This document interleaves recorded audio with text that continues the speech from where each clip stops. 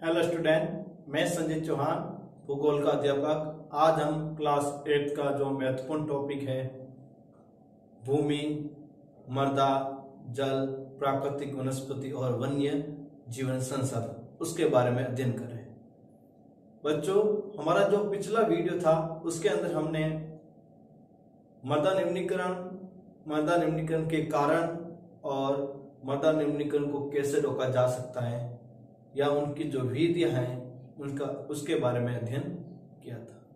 साथ में हमने ये भी देखा था बच्चों कि जल और जल से संबंधित जो महत्वपूर्ण बिंदु थे उसके बारे में अध्ययन किया था और हमने देखा था कि जल किस तरह एक नवीकरणीय संसाधन है और एक चक्र रूप में किस तरह धरातल पर आता है। आज हम जल चक्र क्या है उससे थोड़ा सा समझने के बाद अन्य टॉपिक के बारे में अध्ययन करेंगे कि जल चक्र क्या होता है। जल चक्र के बारे में देखने के लिए बच्चों सबसे पहले आपको एक बात याद रखनी होगी। जल चक्र के बारे में आपका जल का जो रिसाइकिल प्रवृत्ति है उसके बारे में देखना होगा। सबसे पहले अपन को मालूम होना चाहिए जल चक्र के अंदर जो जल होता है जो महासागरों से प्रारंभ होता है। कहां से प्रारंभ होता है? महासागर। और महासागरों का जल है वह सूर्य के तापमान के कारण क्या हो जाता है? गर्म हो जाता है। सूर्य के तापमान के कारण क्या हो जाता है? गर्म। और गर्म होने के बाद ये जल वाष्प के रूप में हो जाता है और वाष्पीकरण प्रक्रिया करता है। कौन सा? वाष्पीकरण प्रक्रिया अपनाता है। और वाष्पीकरण से जब जल वाष्प बन जाता है और वायुमंडल में चला जाता है और वहां पर वातावरण का अनुकूलता प्राप्त करके ये कौन सी क्रिया करता है? संघनन की क्रिया। कौन सी क्रिया? संघनन। और संघनन की क्रिया से क्या बनते हैं बच्चों? बादल बनते हैं। क्या बनते हैं? और बादल। और बादल से क्या होती है बच्चों? वर्षा। क्या होती है? वर्षा। और वर्षा का जो जल है वो पहाड़ों, मैदानों, नदियों, घाटियों से होता हुआ जो अपवाह जो तंत्र बना हुआ है उससे माध्यम से बहने लगता है। और उसी अफवाह का जो जल है धीरे धीरे बहता हुआ पुनः कहाँ आ जाता है? महासागरों के अंदर आ जाता है। ये सारी की सारी जो प्रक्रिया है बच्चों क्या कहलाता है? जल चक्र कहलाता है। एक बार मैं पुनः रिपीट कर देता हूं बच्चों, जल चक्र क्या है। यदि सवाल आ जाए तो आपको यदि डायग्राम के माध्यम से समझाया हुआ हो तो आपको लिखना क्या हो जाएगा? आसान हो जाएगा। देखो, महासागरों का जो जल है वह सूर्य के प्रकाश के कारण या तापमान के कारण वो क्या हो जाता है? गर्म होता है। और गर्म हो जाने के बाद जल वाष्पीकरण प्रक्रिया के दौरान किस रूप में परिवर्तन हो जाता है? जल वाष्प के रूप में परिवर्तन होता है। और जल वाष्प जैसे वायुमंडल में जाती है अनुकूल वातावरण में कौन सी क्रिया कर लेता है? संघनन क्रिया कर लेता है। और संघनन क्रिया से क्या बनता है? बादल बनते हैं। और बादल से धीरे धीरे क्या होने लग जाती है? वर्षा होने लग जाती है। और वर्षा का पानी है वो पहाड़ों, मैदानों, नदियों, घाटियों, गलियों से होता हुआ सारा का पानी अफवाह तंत्र के माध्यम से कहाँ चला जाता है? महासागरों के अंदर चला जाता है। जो जल महासागरों के अंदर था और पुनः महासागरों के अंदर आ गया उसी को हम जल चक्र कहते हैं। अब अपन आज टॉपिक शुरू करते हैं। जल का उपयोग क्या है? आपको मालूम ही है जल जीवन का क्या है? आधार है, विभिन्न गतियों का भाग है। तो इसलिए जल का अपन एक नहीं कई रूपों में उसको उपयोग में लाते हैं। तो अपन पहला उपयोग देखते हैं। जल का उपयोग पेय और कपड़े धुलने में भी किया जाता है। जल का जो प्रयोग है वो पीने में भी होता है बच्चों और कपड़े की धुलाई में भी हम इसका प्रयोग करते हैं। जल का प्रयोग उद्योगों में मशीनों को शीतलन करने में किया जाता है। आपको पता ही है जब मशीनें ज्यादा गर्म हो जाती हैं तो उस जल का जो प्रयोग है वो मशीनों को ठंडा करने के लिए भी इसका प्रयोग में लाया जाता है। फिर अगला बिंदु की बात है जल का प्रयोग कृषि गतिविधियों में। जल का प्रयोग किसमें होता है? कृषि गतिविधियों मतलब सिंचाई के रूप में भी जल का प्रयोग होता है तथा पशुपालन में भी किया जाता है और पशु को पिलाने में भी इसका जल का ही प्रयोग होता है। यदि आपसे पूछ ले बच्चों कृषि क्या है? कृषि क्या है तो सीधा से याद रखना बच्चों, कृषि लैटिन भाषा का एक शब्द है एग्रीकल्चर। याद रखना बच्चों, कृषि लैटिन भाषा का एक शब्द है एग्रीकल्चर से बना है। एग्री और कल्चर का शाब्दिक अर्थ निकाला जाए तो एग्री का अर्थ होता है मिट्टी और कल्चर का अर्थ होता है जुताई, अर्थात मिट्टी की जुताई करने के साथ साथ पशुपालन क्रिया करना ही क्या कहलाता है बच्चों, कृषि कहलाता है। फिर है पशुपालन। पशु से पालने से संबंधित अर्थव्यवस्था को क्या कहते हैं, पशुपालन कहते हैं। पशुओं को पालने से संबंधित अर्थव्यवस्था को क्या कहा जाता है बच्चों, पशुपालन कहा जाता है। फिर अंतिम बिंदु है जल का उपयोग में, जल को बांधों में एकत्रित करके विद्युत उत्पादन करने में भी प्रयोग में लाया जाता है। आपको मालूम ही है कि बड़ी बड़ी नदी वाहिकाओं के ऊपर बांध बना दिए जाते हैं और जल को इकट्ठा करते हैं, फिर उस जल का उपयोग हम किस में करते हैं, विद्युत उत्पादन में किया जाता है। और आपको पता ही है भारत का सबसे बड़ा जो बांध है वो कौन सा है, महानदी पर हीराकुंड बांध, और सबसे ऊंचा बांध भाखड़ा नागल बांध। अब अगला बिंदु है हमारा बच्चों अलवणीय जल की कमी के कारण। आपको मालूम ही है दिन प्रतिदिन जल की क्या हो रही है, पीने के जल की कमी हो रही है। उसके क्या कारण है, ऐसी कौन सी गतिविधियां हुई है जिसके कारण हमारे जल की दिन प्रतिदिन क्या आ रही, कमी आ रही, उसके बारे में जानते हैं। पहला, बढ़ती जनसंख्या। आपको मालूम ही है जनसंख्या दिन प्रतिदिन उसकी वृद्धि हो रही है, लेकिन हमारे जल स्रोत धीरे धीरे घटते जा रहे हैं। उसका मुख्य कारण है कि जल की मांग ज्यादा है और उसका उत्पादन क्या है, कम है। यदि अपन सीधी भाषा में देखें तो वर्षा की मात्रा तो घट रही है और जनसंख्या बढ़ रही है, इसलिए जल की मांग में भी वृद्धि हो रही है। अगला बिंदु भोजन और नकदी फसलों की मांग।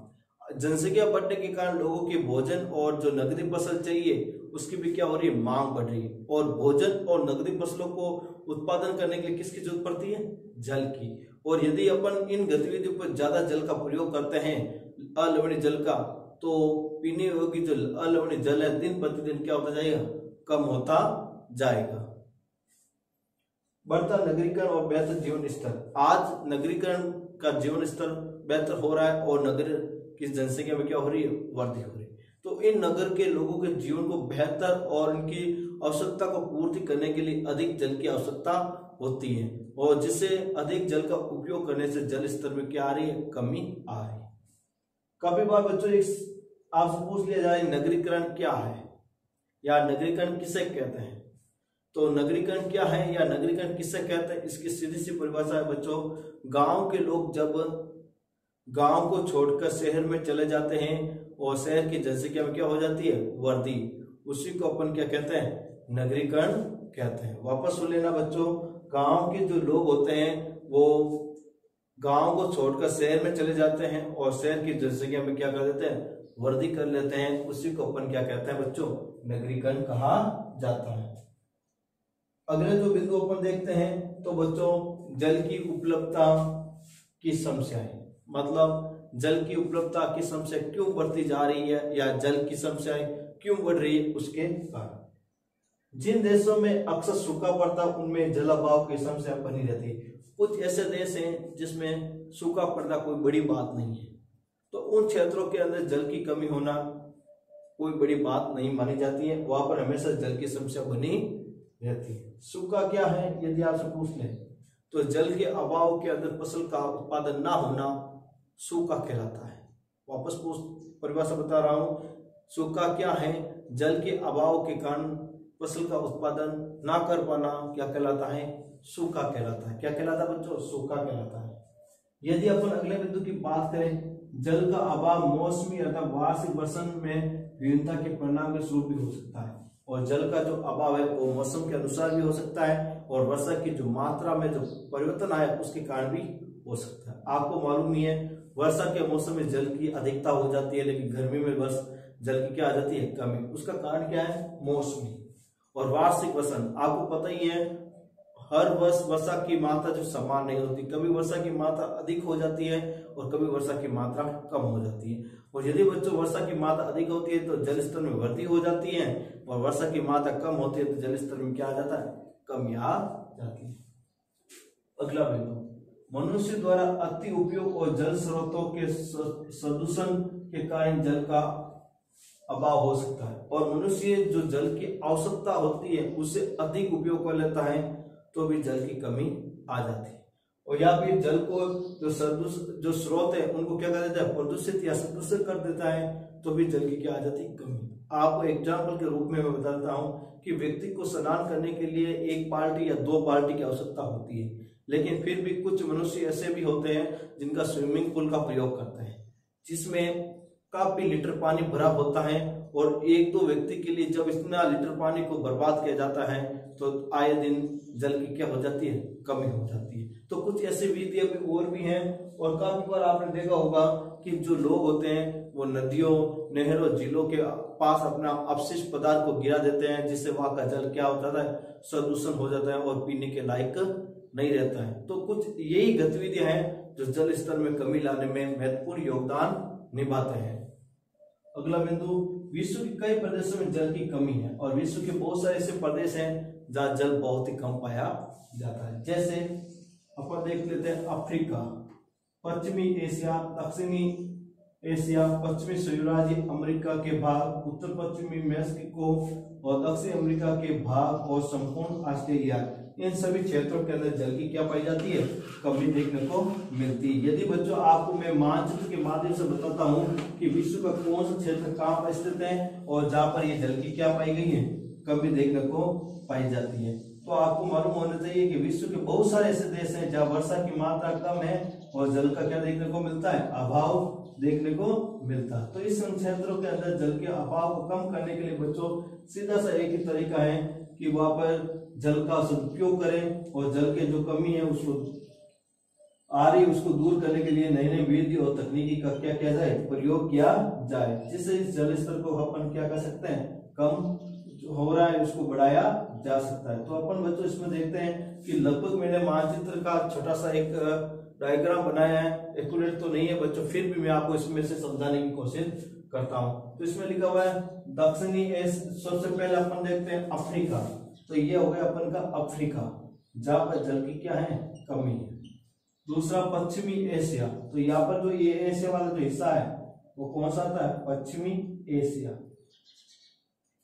फिर दक्षिणी एशिया, और ये सारा जो हिस्सा आता है वो कौन सा आता है, दक्षिणी एशिया।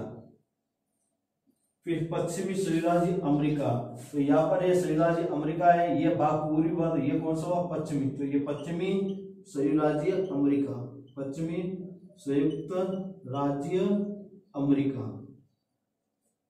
पश्चिमी संयुक्त अमेरिका का भाग उत्तर पश्चिमी मेक्सिको, और ये हो गया उत्तर पश्चिमी मेक्सिको, उत्तर पश्चिमी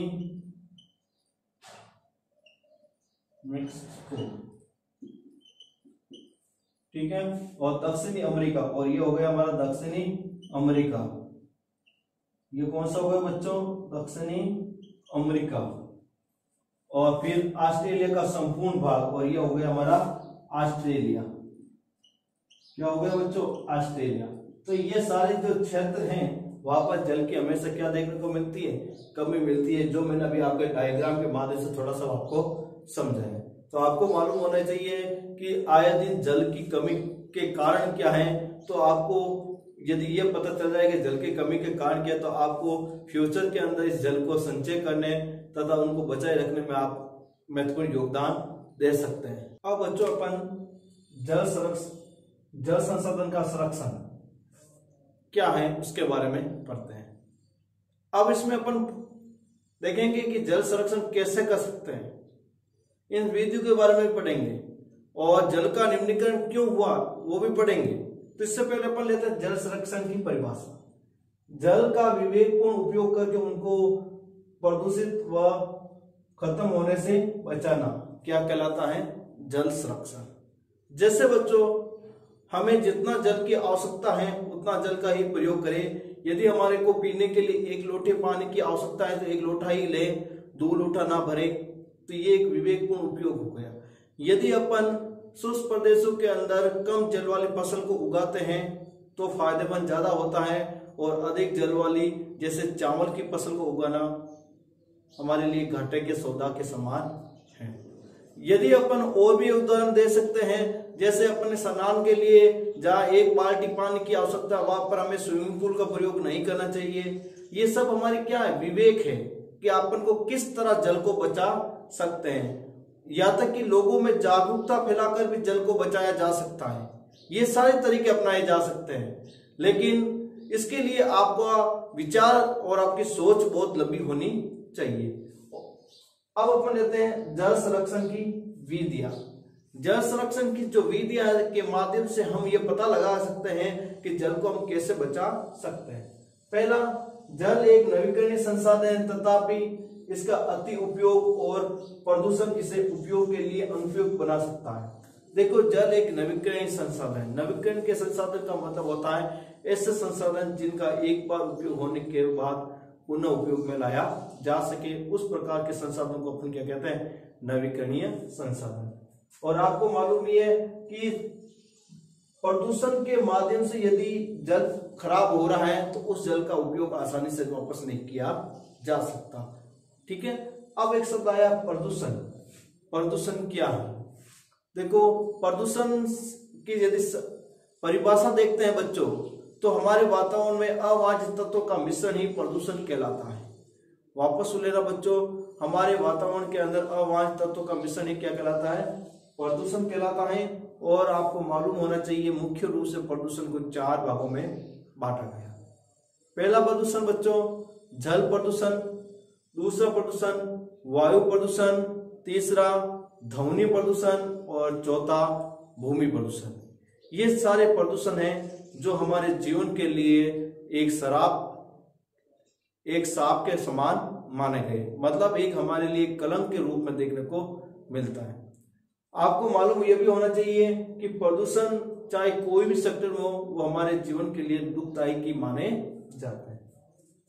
प्रदूषित जल का पुनः उपयोग करके, यदि हमारे पास प्रदूषित जल का है, उनको यदि अपन पुनः उपयोग करें, जैसे उसे मशीनों के द्वारा फिल्टर करके उस पानी का उपयोग हम मशीनों को शीतलन करने में किया जा सकता है, या फिर प्रदूषित जल को साफ करके अपन बागवानी में इसका उपयोग कर सकते हैं।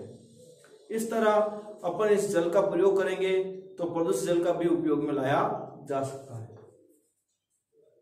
जल चक्र प्रणाली को उपयोग करके, जल चक्र प्रणाली को उपयोग करके मतलब है जल को बार बार उसका उपयोग में लाना है। इसका मतलब जैसे हमने स्नान का उपयोग पानी को अपने बागवानी में ले लिए, या कपड़े धोने का पानी बागवानी में ले लिए, बर्तन धोने का पानी अपन बागवानी में ले सकते हैं। इस तरह अपन जल का चक्र भी उपयोग में लाया जा सकता है। फुहारे व बूंद-बूंद सिंचाई प्रणाली का उपयोग करना। देखो, जहाँ राजस्थान और बहुत सारे ऐसे क्षेत्र है भारत के जहाँ पर सिंचाई प्रणाली के लिए आज भी क्यारी विधि का प्रयोग किया जाता है, जिससे नालिकाओं के माध्यम से पानी को प्रवाह होता है। इससे क्या होगा कि बड़ी मात्रा में जल क्या होता है? खराब हो जाता है। यदि उन क्षेत्रों के अंदर फुहारे विधि और बूंद-बूंद प्रणाली का उपयोग करते हैं तो जल का हम काफी बचत कर सकते हैं। और आपको पता ही है फुहारे विधि की जो शुरुआत है हमारे देश के अंदर इजराइल के सहयोग से की गई है।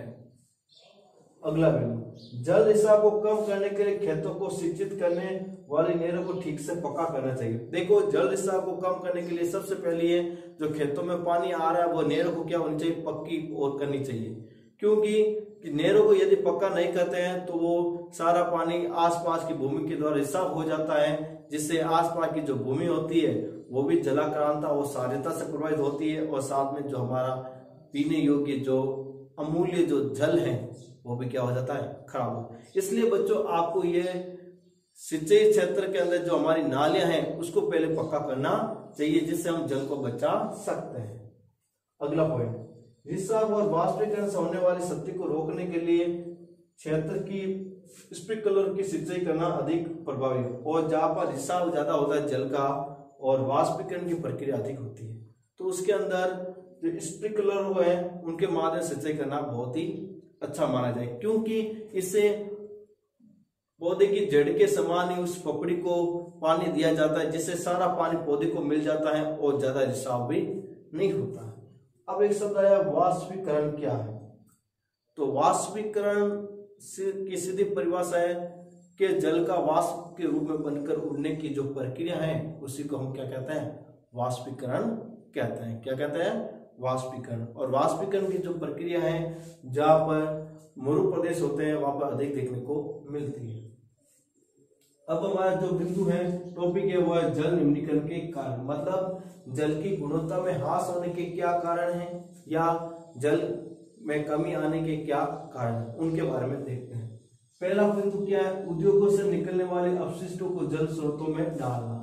यदि हमारे जो उद्योग से निकलने वाला जो कचरा होता है, जो वेस्टेज जो माल होता है, उनको अपन नदियों में डाल देते हैं तो वो नदियों का जल होता है वो प्रदूषित हो जाता है। जैसे हमारे गंगा यमुना की जो नदियां हैं जहाँ औद्योगिक क्षेत्र के पास निकलती है, तो उद्योगों से निकलने वाला सारा आपसे उसमें मिल जाने के कारण वो नदी क्या हो जाती है, गंदी हो जाती है।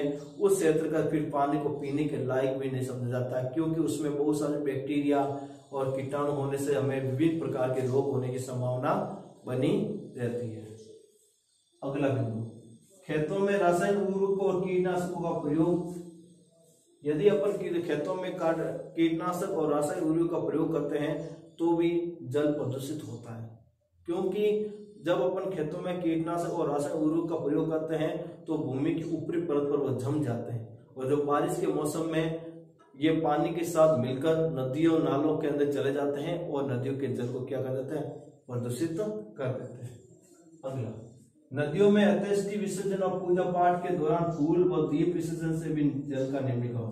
और यदि अपन देखते हैं कि मृत्यु के बाद में जो अपने अंत्येष्टि विसर्जन करते हैं उससे भी जल का क्या होता है, प्रदूषण होता है। और साथ में अपन विभिन्न प्रकार के पौधों के ऊपर जो हम नदियों के अंदर फूल चढ़ाते हैं या दीपक चढ़ाते हैं वो भी जल को प्रदूषित करने में महत्वपूर्ण योगदान देते हैं। यहाँ तक कि हमारे गणेश चतुर्थी है, दुर्गाष्टमी को जब अपन मूर्ति विसर्जन करते हैं तो उससे ऊपर लगे हुए जो कलर्स और केमिकल्स हैं वो भी जल प्रदूषण करने में महत्वपूर्ण योगदान देते हैं। अब कुछ महत्वपूर्ण बिंदु है बच्चों जिसके बारे में देखेंगे। सदूषक, देखो हमने पहले पढ़ा था प्रदूषण।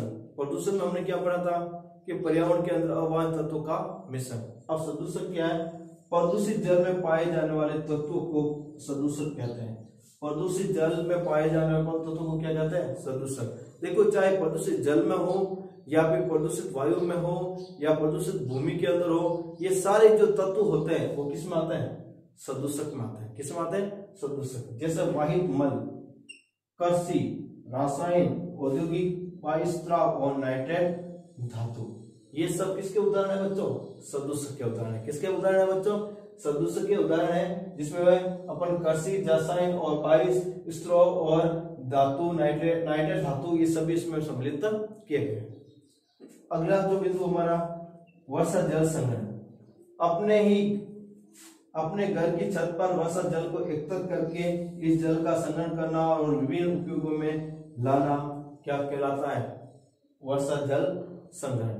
वर्षा जल संग्रहण, यदि अपन वर्षा के जल का हम अपने छतों के माध्यम से टांकों में इकट्ठा कर लेते हैं और फिर उस जल का अनेक क्रियाओं में उपयोग में लाते हैं, उसे हम वर्षा जल कहते हैं। एक बिंदु है हमारा बहुत ही महत्वपूर्ण नोट किया हुआ है, औसतन 2 घंटे की वर्षा के यदि 2 घंटे की एक बार बारिश होती है उसके अंदर हम 8000 लीटर जल का बचाने के लिए काफी है। और उससे ये 2 घंटे की बारिश के अंदर हम बच्चों कितना लीटर जल को बचा सकते हैं, 8000 लीटर जल को बचा सकते हैं। इस तरह हमें जल की प्रत्येक बूंद को बचाना चाहिए, क्योंकि जल है तो कल है, नहीं तो कल भी आपका बर्बाद है।